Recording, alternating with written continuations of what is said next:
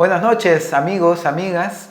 Bienvenidos nuevamente a este programa de plataforma, este espacio de opinión que nos brinda el canal TVX.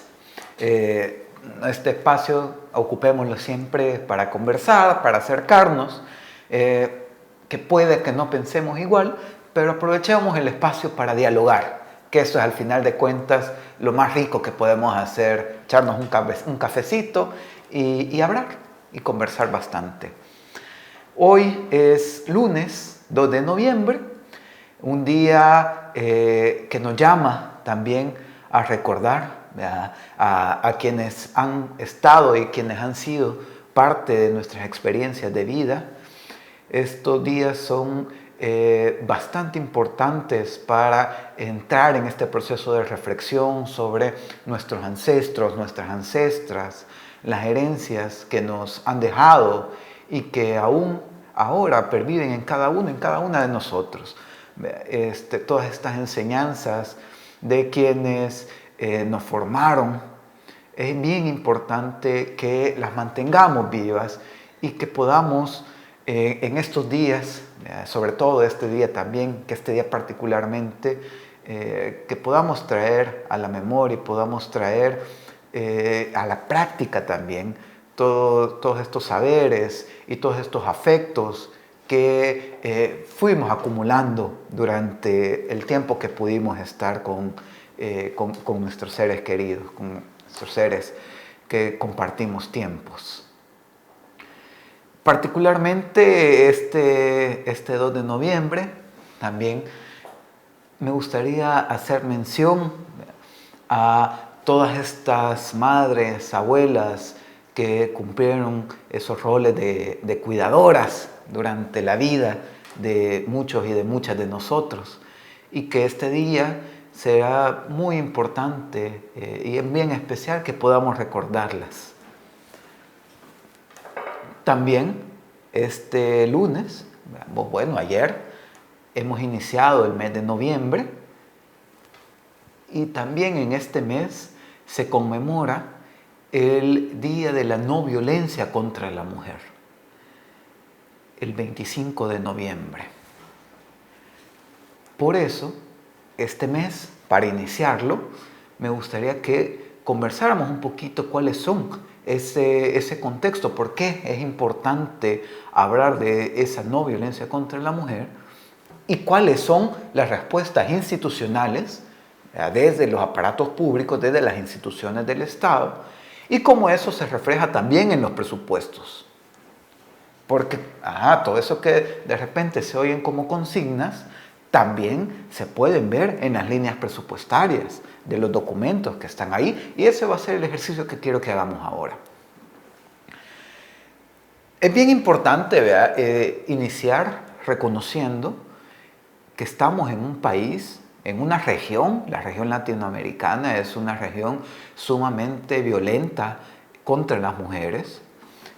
Si nos vamos a ver los datos que tenemos de El Salvador, estamos hablando que para 2018 cerca de más de 6.000 mujeres sufrieron algún tipo de violencia sexual o patrimonial. Más de 8.300 mujeres sufrieron y pusieron la denuncia, o sea que está el caso documentado de violencia física, pero a esas estadísticas también hay que agregarle todos estos otros casos que no son visibilizados y no son denunciados. Es bien importante que vayamos trabajando sobre esto en dos líneas. Por un lado, reconocer el empoderamiento y la autonomía de las mujeres, pero también por el otro, nosotros, hombres, también debemos de ir cambiando nuestras formas de cómo nos entendemos como hombres, de esa masculinidad, qué es lo que queremos, qué es lo que significa ser hombre en esta sociedad, cuál es ese rol de la masculinidad. Es bien importante que nosotros también lo vayamos cuestionando, que se ve desde lo chiquito, desde los hogares, pero también eso se refleja en el ejercicio de los poderes, del poder público, por ejemplo, como una forma de esta rol del ser hombre macho, el que siempre gana, también se refleja en cómo se ejerce el poder desde las instituciones públicas. Si no veamos las discusiones que se dan entre diputados y funcionarios de CAPRES, ¿verdad? Donde son discusiones a quién puede más y quién avergüenza más al otro. Esos son ejercicios patriarcales del poder que es bien importante que los vayamos cuestionando, porque no podemos decir que queremos cambiar en lo micro, en los hogares, en los pequeños, cuando el gran ejemplo, las grandes macroinstituciones, están en medio de peleas tan sin sentidas como esas. Pero este contexto de desigualdades y de exclusión también se refleja en una forma bien particular. Por lo que les decía que este 2 de noviembre también me gustaría reconocerles a las madres y abuelas que ejercieron su papel de cuidadoras o que se vieron forzadas a ejercer ese papel de cuidadoras. Porque fíjense que dentro de las estadísticas nacionales, las estadísticas económicas, y esto no es una cuestión del país, es una convención internacional de cómo medir la demografía del país, es que se considera, se mide a toda la población en edad de trabajar, y de la población en edad de trabajar se dice, bueno, hay dos secciones. Una que es la población económicamente activa y otra que es la población económicamente inactiva. ¿Por qué hacen esa separación? Porque dicen, bueno, la económicamente activa es la que trabaja y produce y genera valor. Y la económicamente inactiva es la que no produce valor, que no se le reconoce que produce trabajo. Y si vamos a ver las estadísticas del país para el 2019, la tasa de actividad económica, es decir, el porcentaje de personas que están consideradas como económicamente activas, o sea, que trabajan y generan valor, es del 62%. O sea, 62 de cada 100 personas están consideradas como que trabajan y generan valor. Pero si lo vemos desagregado por sexos, en el caso de los hombres, el 80% de los hombres se reconoce que trabajan y generan valor. O sea, 8 de cada 10 hombres trabajan y generan valor. Pero en el caso de las mujeres, solo el 46% son reconocidas como económicamente activas. Es decir, que según las estadísticas del país, menos de la mitad de las mujeres son reconocidas como que trabajan y generan valor. Bueno, pero ¿qué pasa? Si vamos a la calle y vemos lo que pasa, lo que estamos viendo es que son las mujeres las que están moviendo la economía del país. Vemos que son mujeres las que están siempre en la primera línea de los cuidados, siempre para que podamos salir a trabajar, siempre hay una mujer también que ha estado ahí. Y es que fíjense que el trabajo de los cuidados está considerada como una actividad económicamente inactiva. Y entonces, cuando vamos a ver las estadísticas, todo este trabajo de los cuidados y todo lo que se realiza ahí no se contabiliza como producción, no se contabiliza como generadora de valor, a pesar que es la cosa que mueve toda la actividad del país. Y ahí son cerca del 37% de mujeres. Estamos hablando de más de 1 millón de mujeres que están consideradas como económicamente inactivas, pero que están realizando todos los trabajos de los cuidados, actividades de los cuidados, no remuneradas. Y si lo vemos en términos también comparativos, esa misma no reconocimiento para el caso de los hombres es de 28.000. O sea, son cerca de 28.000 hombres que están en esa misma posición frente a más de 1 millón de mujeres que no se les reconoce todo el trabajo y toda la labor que están realizando.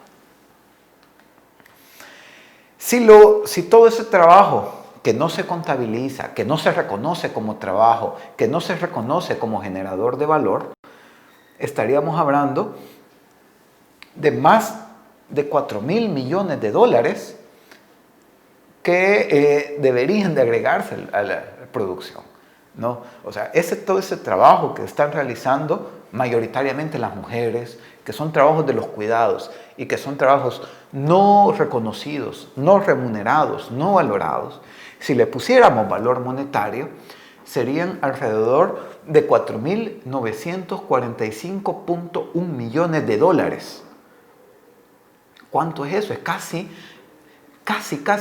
18 dólares de cada 100 de lo que se produce en el país. Implicaría este trabajo no remunerado de la mujer. E incluso dentro de los trabajos que sí son remunerados, existe una gran brecha de salarios entre hombres y mujeres por realizar el mismo trabajo. En promedio, si nos vamos a ver también los datos del año pasado, 2019, estos son datos de la encuesta de hogares para propósitos múltiples, de la que hace todos los años la Digestic. En promedio, las mujeres han estado o recibieron en el 2019 salarios 18% menores que el de los hombres. Es decir, ya poniéndole números, el salario promedio de los hombres fue de 373.40 dólares y el salario de las mujeres de 306.11. Esos son los salarios promedios de este país. Y fíjense que los casos o los sectores donde más brecha se ve en esto de los salarios son en los puestos de dirección, por un lado, donde todos estos puestos de dirección o de funcionarios públicos que tienen cargos de dirección, los salarios promedios de los hombres fueron de 1.160 dólares y los salarios promedios de las mujeres fueron de 807 dólares. O sea, una diferencia de casi 300 dólares por realizar cargos de dirección. Y otro que también resulta bastante importante de considerar es el trabajo de comercio, ¿verdad? Porque ahí el 45% de mujeres están en el trabajo de comercio y también tiene una brecha salarial importante del 28%, donde el salario promedio de los hombres fue de 385.49 dólares y el salario promedio de las mujeres fue de 276 dólares mensuales. Ya ahí estamos viendo incluso que el salario promedio de las mujeres en ese sector, donde está casi la mitad de las mujeres en edad de trabajar, fue incluso menor que el salario mínimo legal. Ya esto nos está dando el contexto de desigualdades sobre el que nos estamos basando. Entonces, cuando hablamos de violencia contra la mujer, no estamos hablando solo de eso que pasa, que sí, que hay que hablarlo y que es importante, vea, de lo que pasa dentro de los hogares, porque cuando estamos hablando de violencia contra la mujer, lo público, lo privado no es solo privado, es también un contexto público, pero también están todas estas desigualdades y todas estas violencias estructurales, sistémicas, que se van generando por todo este sistema patriarcal sobre el cual está construida nuestra base económica, nuestra base social. Y todas estas desigualdades, todo este sistema de exclusión, también puede ser corregido. O sea, no es que esto ya está y ni modo, pues esto ya es lo que existe y ni modo. Desde las instituciones públicas se pueden hacer cosas. Y aquí es bien importante, y aquí otra vez volvemos a hablar del tema del presupuesto. ¿Saben por qué? Porque el presupuesto, ya decíamos en varias discusiones anteriores, no solo es una cuestión técnica, es una cuestión política, porque tiene que ver con qué intereses están representados y cómo se están representados en esos intereses. Por ejemplo, el ICEFI, hace unos años, a través de un economista, un gran amigo por cierto, Werner Peña, hizo una microsimulación de qué pasaría si el IVA sube del 13 al 15%. ¿Qué pasaría con los hogares? Y fíjense que dentro de sus resultados fue que la pobreza aumentaría. Si el IVA aumenta de 13 a 15%, la pobreza aumenta, pero aumenta de manera diferenciada. En el caso de los hogares donde la jefatura de hogar, y eso de jefatura es una cosa que no me gusta, pero es una categoría estadística que se usa. Pero en los hogares donde la jefatura es de hombre, la pobreza aumentaría 2.2%. Y en el caso de los hogares conducidos por mujeres, donde la jefatura es por mujeres, la pobreza aumentaría un 2.9%. Es decir, que sí, el aumento del IVA tendría un impacto diferenciado en la pobreza, y eso significa que ya ahora el IVA tiene un impacto diferenciado entre quienes pagan más, entre hombres y mujeres. Pero ese pago de impuestos también debería de verse reflejado en las distribuciones de los presupuestos, ¿verdad? Porque es lo que hemos venido hablando. Los presupuestos se financian con los impuestos que nosotros y nosotras pagamos, y por eso es bien importante que nos metamos en las discusiones y veamos en qué se distribuye. Ya hace unos años se aprobaron la Ley de Igualdad, Equidad y Erradicación de Violencia contra la Mujer y la Ley Especial Integral para una vida libre de violencia contra las mujeres. Estas dos leyes obligan que las instituciones públicas dediquen parte de su presupuesto a atender programas específicos que permitan esta no violencia contra la mujer y permitan una vida, algo que nos vaya llevando poquito a poquito a esa corrección de desigualdades y de exclusiones que hemos venido hablando.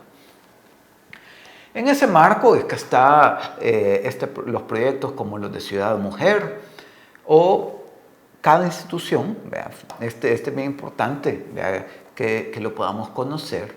Cada institución tiene una línea presupuestaria que justamente es para la promoción de la igualdad sustantiva o la transversalización del enfoque de género, o una igualdad sustantiva y vida libre de violencia contra las mujeres, y dedican una parte del presupuesto para esta línea presupuestaria en específica, un monto, una asignación para esta línea presupuestaria. Para el 2019, esa asignación había sido de alrededor de 19.8 millones de dólares, tanto de Ciudad Mujer como de todas estas líneas presupuestarias. Fueron de 19 millones de dólares. Para el 2020, para este año, esto se recortaron a 17.7 millones de dólares, y para el 2021, para el presupuesto 2021, se están planteando 18.2 millones de dólares. Si bien para el 2021 hay un aumento de 442 mil dólares, el monto total es inferior todavía al de 2019, de 19.8 millones de dólares. Es bien importante, otra vez, que los presupuestos públicos tengan la capacidad de retomar todas estas desigualdades que estuvimos hablando, que las aborde de manera integral y que dedique recursos, porque a partir de la política fiscal y a partir de los presupuestos se pueden reducir las desigualdades o se pueden reproducir. Si se dedican recursos y si se dedican programas específicos a ello, eso va a permitir reducir desigualdades. Pero si esos recursos se van recortando y si los programas se van cerrando, pues parece que la actividad pública reproduce las desigualdades. Esta discusión de los presupuestos, entonces, tenemos que enmarcarlas en esta capacidad que tienen las instituciones y tiene la política fiscal para poder reducir las desigualdades. En este caso, las desigualdades de género. La política fiscal tiene género, pero también toda otra serie de desigualdades que la política fiscal puede tener el potencial de cerrar brechas.